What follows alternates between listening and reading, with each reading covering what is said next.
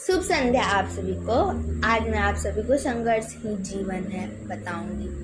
जो मुस्कुरा रहा है उसे दर्द ने पाला होगा, जो चल रहा है उसके पाँव में छाला होगा। बिना संघर्ष के इंसान चमक नहीं सकता, जो जलेगा उसे दिए में उजाला होगा। संघर्ष क्यों बचे संघर्ष से? संघर्ष है तो जीवन की आत्मा है। जितना कठिन संघर्ष होगा उतनी ही शानदार जीत होगी। एक बार एक किसान भगवान से बहुत नाराज हो गया। किसान बहुत ही मेहनती था, वो बहुत परिश्रम करता था, लेकिन उसकी फसलें बार बार खराब हो जाती थी। कभी बाढ़ आ जाती थी, कभी सूखा पड़ जाती थी, कभी तेज धूप, कभी आंधी, कभी वर्षा, कभी बर्फ के कारण उसकी फसलें नष्ट हो जाती थी। एक दिन बहुत गुस्से में आकर भगवान से बोलता है कि हे ईश्वर, आपको तो लोग बहुत मानते हैं क्योंकि आप हम सबका भला चाहते हैं। कहते हैं कि आपकी इच्छा के बिना एक पत्ता भी नहीं हिलता, पर मुझे तो लगता है आप कुछ भी नहीं कर सकते।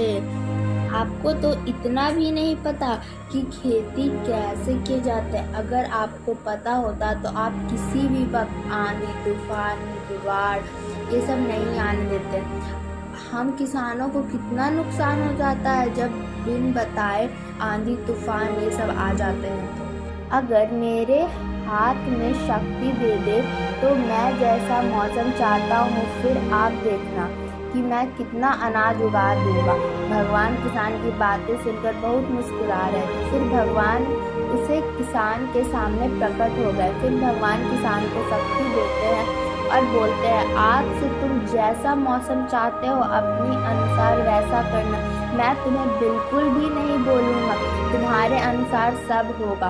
किसान बहुत ही खुश हो गया। किसान ने फिर गेहूं की फसल अपने खेतों में रोपी। उसके बाद जब उसे लगा कि खेतों में धूप चाहिए तो उसने धूप दिया, जब बारिश चाहिए तो उसने बारिश दिया।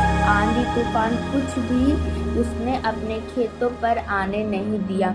किसान की खेतों में इस बार जैसी फसल कभी नहीं हुई थी। हरी भरी फसल इस खेत में उगी। मन ही मन वो बहुत खुश हो गया और सोचने लगा कि इस बार मैं सबूत के साथ भगवान को दिखाऊंगा कि इसे कहते हैं शक्ति का सही उपयोग करना। मेरी सफलता देखकर उन्हें अपने नियम जरूर बदलने होंगे। कुछ दिन गुजरने फसल काटने के लिए तैयार हो गए।